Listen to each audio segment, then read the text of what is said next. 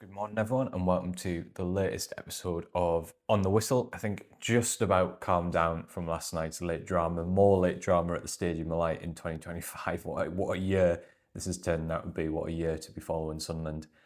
So, yeah, we're going to have a good chat about Sunderland 2, Arsenal 2. I had to check in my head what the score was. It was so dramatic late on. I'd almost kind of forgotten how it actually ended up. And then we're going to get into some of your questions and comments, as we always do, and have a bit of discussion about some of those key themes heading into the national break. So thanks as ever for watching.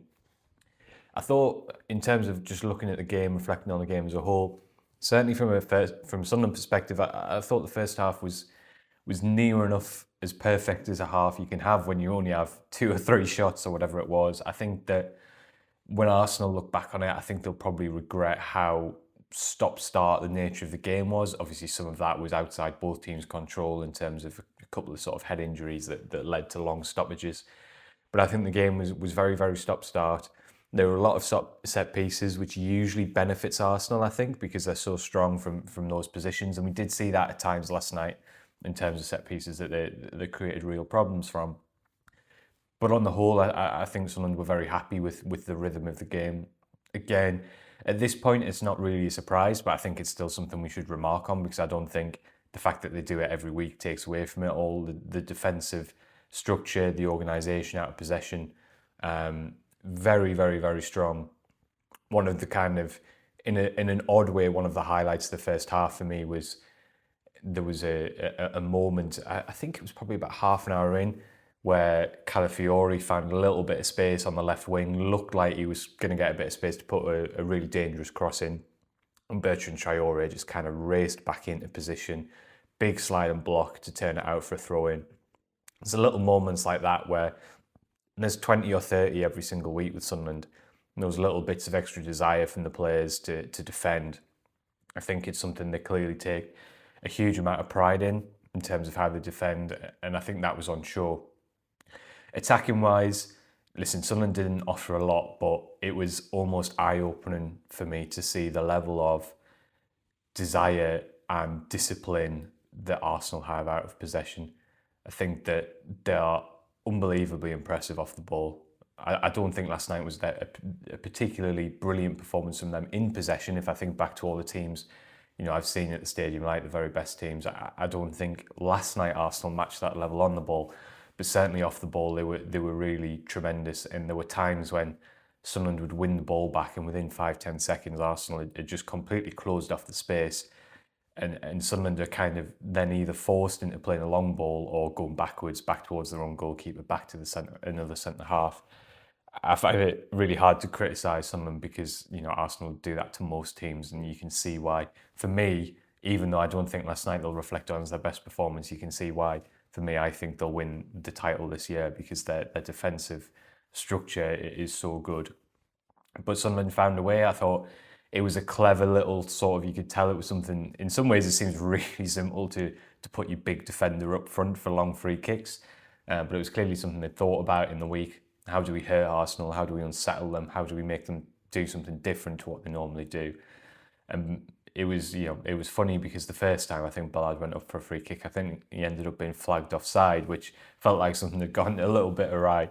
But it paid off for the first goal, and let's yes, it's Route 1 football, but let's give Dan Ballard some credit because there is absolutely nothing sort of the finish. The goal itself is fantastic. The first touch on his left foot to control the pass from Mukele, to put it into his path, and then the finish is genuinely brilliant. The technique to strike the half volley so cleanly, left David Raya with absolutely no chance. And Sunderland actually had another decent half chance just before half time when you might remember the corner came, I can't remember if it was a corner or a long throw, I think it was a corner, came back out to Siddiqui on the right, put a nice ball into the back post, Lafayette tees up Mukele, and he just drags his effort wide of the near post. Again, it was really good defending from Arsenal when you watch the replay back. The defender, I'm not sure who it was, does really well to close the angle so that Mukele can't go across goal, which would probably be the most dangerous option. So I raise that to say that actually on the balance of play, yes, it was kind of set piece based mostly, but I thought Sunderland had a similar level of good chances to Arsenal. Saliba obviously missed that huge chance where Saka beat Reynaldo in the air and laid it into his path. hard to tell from the replay whether that should have been a free kick, which Sunderland thought it should have been. On the replay, I thought would have been soft, to be honest. I don't think VAR would have overturned it, put it that way. But I didn't think that, Sunderland had been outplayed by any stretch of the imagination, and I didn't feel it was some kind of great smash and grab at half time, to be honest, to be 1-0 up. I thought it had been a fairly even game. Obviously, the ball hadn't been in play a great amount, and I think that it's maybe a little bit of a stretch to say Sunderland absolutely deserved the lead, because, as I said, Arsenal hadn't really been troubled that much. But, I certainly felt Sunderland were worthy of the clean sheet they had at half time. The second half, it's obviously so frustrating, and Enzo Lafay will be absolutely gutted, because certainly in that, against an opposition like Arsenal, when you've got a lead, you just take the no risk option, don't you, and go back to Robin Ruffs.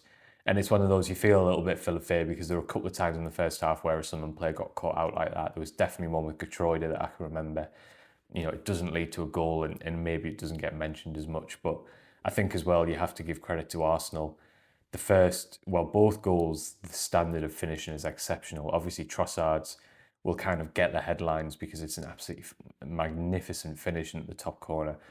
But I thought Saka's was a glorious finish as well, in terms of Roos is probably quite happy with Saka's on his wrong foot. He's, pretty much got his near post covered. He's expecting, if Saka does go with his right foot, probably to go across him. So for Saka to find that tiny pocket of space, really, with the power that he does, it's a fantastic finish. A really ruthless move from Arsenal in terms of that counter. And again, the second goal, really, it's hard to be overly critical of Sunderland. Yes, they should stop the shot from Trossard, but it's a fantastic finish. And I felt that for 25, maybe 25 minutes, half an hour in that second half, it was possibly the first time this season where I felt that Sunderland was struggling to cope. I think you could possibly look at the first half an hour against Man United and maybe say that was quite similar. But I felt that was slightly different, and Man United in that game got a lot of joy from kind of being quite direct and playing off second balls and using that to get Mbeumo and Ahmad into the game. That's not criticism of that approach at all. It was excellent. But what I mean is, I didn't feel like Sunderland still felt like they had options and that they had a threat in that phase at the start of the game at Old Trafford. Whereas for 25 minutes, half an hour here, I genuinely felt that Arsenal had kind of complete superiority, really. Always had an extra option on the ball. We're actually finding a little bit of space, and Sunderland didn't really feel like they were ever going to get out during that period. There was that nice little tweak from Lebris where he basically pushed Reynolds up front with Isidore, just to give Sunderland an option to try and get them out. And then obviously he made the triple sub, which we're going to come to a little bit later, but it was nice to see that to kind of change the energy of the game. Didn't work straight away, but did work eventually, so credit to him for that. But I thought Arsenal were really impressive certainly for a period in that second half. And personally, I would say that so far, obviously 10 games in, Saka's most definitely, in terms of what I saw in that second half, the best individual I've seen so far in the Premier League this season. His ability to turn away from trouble, the ability to go past plenty of players, the strength he has, despite the fact that he's not a particularly tall player, is really remarkable. And obviously his footwork as well. It really felt like someone was struggling to stop that, and that kind of again led to them struggling to get out. But I think this Till The End thing is remarkable, really, in terms of the extent to which the dressing room truly believes it. And I think that's the kind of power of the Till The End thing. It's a marketing slogan that kind of came true in the most incredible way with Ballard's header against Coventry. But I think because of what happened at Wembley, and because I think the players genuinely, truly have bought into this now, and I think that's a really powerful thing. And I thought that, as I mentioned before, with those subs, they didn't work immediately, but the energy of the game did start to change towards the end. I thought Xhaka did really well to kind of slow the game down at times, not to just put a cross straight in to let Arsenal kind of get the ball back or try anything risky. Actually just getting Sunderland up the pitch, pushing Arsenal back a little bit. And it paid off, and I was absolutely buzzing, really, that we'll talk about Brian Brobbey in a bit, because it's a spectacular finish, but I was buzzing, really, that Hume and Ballard were involved with the goal, because they're the two players from who, apart from, Isidore as well, you would put into that category, but we've talked a lot about the new signings, but these are two of the guys from last season who've played pretty much every game this season. Ballard only really missing out when he was injured and coming back from injury. But I thought they were every inch top Premier League quality last night. I thought Hume's performance defensively was exceptional. I don't think it's a coincidence that Trossard's goal comes. It's pretty much the only time in the game where it wasn't Hume that was marking him, because Hume had been passed on to somebody else. Trossard just got nothing out of Hume all game, managed him really well, and he showed some real quality on the ball. You might remember before the goal, there was that lovely cross that he put in. Reynildo makes a really good run, but just can't control it, so it runs through and Ray is able to gather it. So really pleased he kind of got his reward when he did it again then. It's a brilliant header from Ballard. This is something I hadn't appreciated at the time. It's only when you see the replay back that to head the ball like he does under pressure from two players, really, I mean, it's no surprise at this point, but fantastic bit of work. And then the volley from Brobbey is really fantastic. And yeah, I think in the post-match press conference, Mikel Arteta he spoke really glowingly actually about Sunderland, how hard they play against, some of the good things they did in the game. Said that he felt his team deserved to win. Obviously, they have that massive chance later on where Ballard makes a block. I think it's hard to say that he was wrong in terms of Arsenal deserving to win the game, because in the second half they had a lot of control over the game, limited Sunderland to very little. But I don't think it was some kind of smash and grab. Not that Arteta was saying it was, by the way. I just mean from my perspective, I don't think it was some kind of smash and grab. I thought Sunderland were just about worthy of a point in the game for what they produced over the course of the 90 minutes. There was a really nice moment in the post-match press conference where Régis Lebris was asked about that Dan Ballard block, the one where cross to the back post, Calafiori heads it, Ruffs blocks it, then Ballard rushes out to make a brilliant block from Marino. And he said that was one of the things that surprised him when he came to the club last summer, was the way that the players defend their box, the absolute commitment they have to it, the way they actually seem to relish defending their box. He mentioned Ballard and obviously Trey Hume, and he also put Luke O'Nien into that category as well. So we have players who will give their life to stop a goal and to try and preserve a clean sheet. And I think that's something what I really like about it is it's almost been quite an organic thing where you have those players from last season, Ballard, Hume, O'Nien, who kind of set the standard for that. But Sunderland have added players who really buy into that as well. So clearly, you obviously put Mukele into that category. Reynildo as well is someone who loves defending. Getroida, we're starting to see that from as well. Obviously, Alderete is a great defender. So I think it's a really nice kind of personality or part of the team's identity that's been built over the last year or so. And as ever, I really sometimes Lebris's humility is really nice as well, kind of talking about how that's kind of developed organically, really, and praising the players for taking their pride in that. So I thought it was a great night. It was an amazing atmosphere. Certainly the start of the game was as loud as I've heard it for a long, long time. Wise men say the atmosphere before the game. You can feel people's excitement that these big games are back at the Stadium Light, but also their genuine belief that Sunderland are going to compete. And I think last night will just kind of supercharge that, really, because Sunderland were so competitive. Yeah, for sure, bits of their game that they can improve. On another night, Arsenal maybe do take the 3 points, but I think people, again, the belief for the team and the fans is just going to grow. And I think you've seen that it's not a place where teams are going to enjoy coming this season, and that's a really powerful thing. Just wanted to finish with one point, really, just something I was thinking about last night, which was with Brobbey and Traore. I think one of the kind of strongest football and opinions I have, really, from my years working in football and following football, is that the most important thing for any footballer is pre-season. The correlation for me is absolutely massive between players who get a full pre-season at their current club and players who have really strong campaigns. You saw it last year. Dan Ballard missed most of pre-season, and it took him until May to find his very best form. And I just think it's a bit of a lesson to all of us, really, that we should bear in mind that it's very, very difficult for players who sign right at the end of a transfer window to hit the ground running. I thought that clearly we talked about the assist against Chelsea and the little cameo there, but I then watched Brobbey in the under-21s against Anderlecht in the Premier League International Cup. He got an hour in that game, started to look so much sharper, started to move so much better. Took that into the Everton game where he couldn't really get into it, but I thought he looked lively, he looked quick, he looked sharp. And you're seeing, I think you saw again yesterday that he's actually a really, really good athlete who moves really well. And I think as you see his match fitness build, we're starting to see what a good all-round kind of traditional number 9 he can be. And again, I think you put Traore into that category. I know it's not quite happening for Traore in the final third, but I thought yet again yesterday, his defensive work, his running, the way that he sometimes can hold the ball up and relieve a bit of pressure, really terrific. And I think both those players are just a bit of an example that you have to judge players a little bit differently when they arrive at the very end of a transfer window, adjusting to a new league. Generally speaking, because they're leaving their previous club, they don't have the best pre-season there for obvious reasons. And it doesn't happen overnight. And I think, I'm certainly making a mental note. It's a bit of a lesson to myself, really, in terms of how we judge these players, especially ones who arrive on deadline day. It's very, very rare for them to be at their best from day one. Fantastic to see those two guys kind of improving so quickly, and a great moment for Brobbey, because I think it feels like that's been coming for a couple of weeks. So let's get into some of your questions and comments. I'll try and keep it relatively brief because I've managed to go on for 15 minutes about the game, but it was a belter, so I feel like it's just about worth it. Hopefully you agree.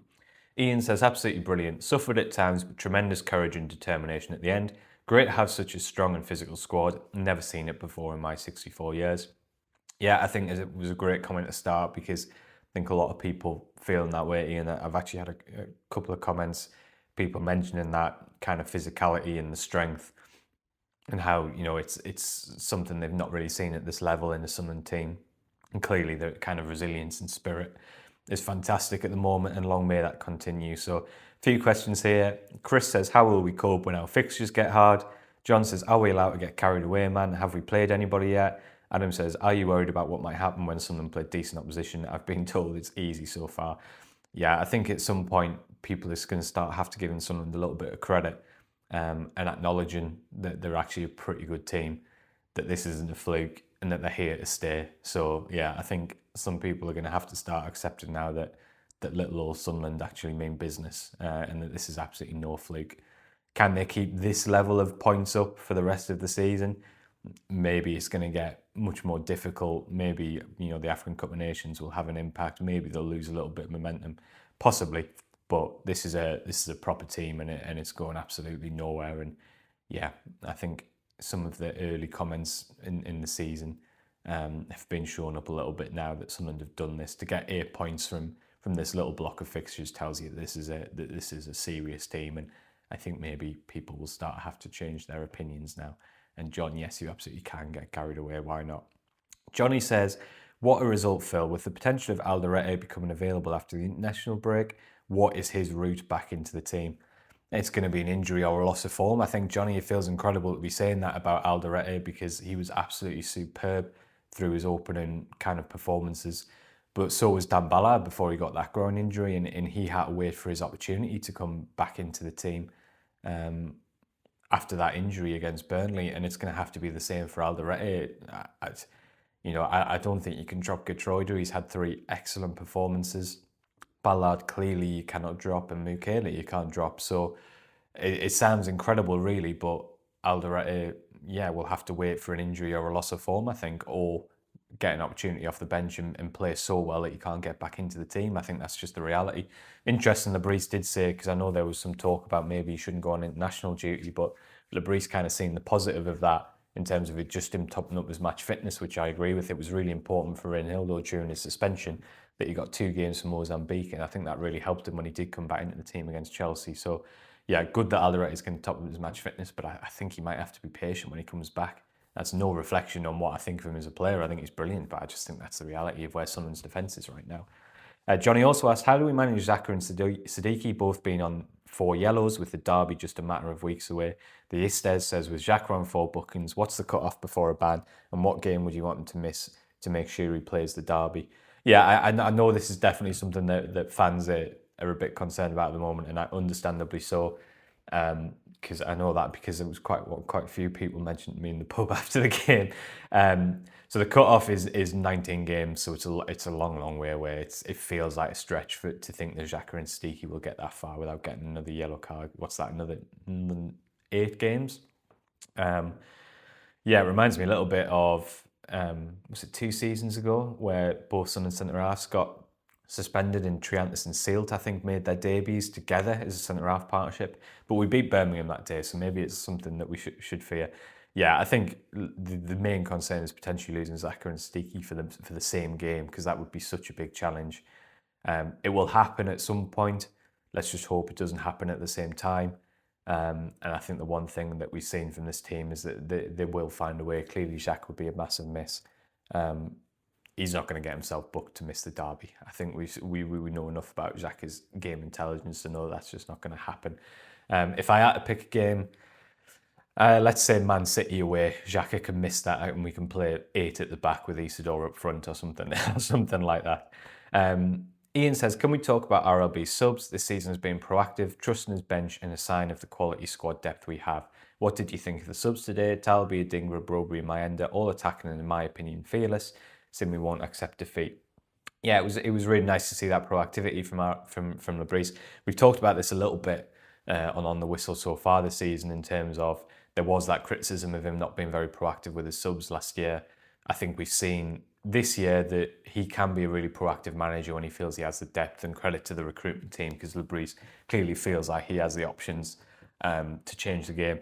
I really like that he brought Adingra on because obviously I don't think he got any minutes had he since he'd been hooked in the first half against Man United. I think it's really important that you don't kind of freeze players out. Adingra's definitely got areas he can improve, but he's got a lot to offer. So I thought it was great that he got half an hour in a big game like that just to feel part of it again and try and rebuild a bit of momentum, and hopefully, he can really stake a claim after the international break. Yeah, good subs, proactive subs. Took a little bit of time for them actually to change the momentum of the game, I think it would be fair to say, but a really important part of the game later on. And Lebris made the point afterwards that, the way we play, i.e. having to chase the ball a hell of a lot and defend a hell of a lot, it's incredibly tiring for the forward players. So the subs need to be ready. There can't be any sort of feeling sorry for themselves that they're not in the team. They need to be ready to pick up that running that workload and to try and make something happen in the final third. So I think this is something that's here to stay. I think we'll see this all season. Maybe not a triple sub, but I think you'll see Lebris make early substitutions, particularly for his forward players, because he's asking them to get through so much running. And yeah, it worked well yesterday. So that was great to see. And the last question here is, has Brian Brobbey done enough to earn a start?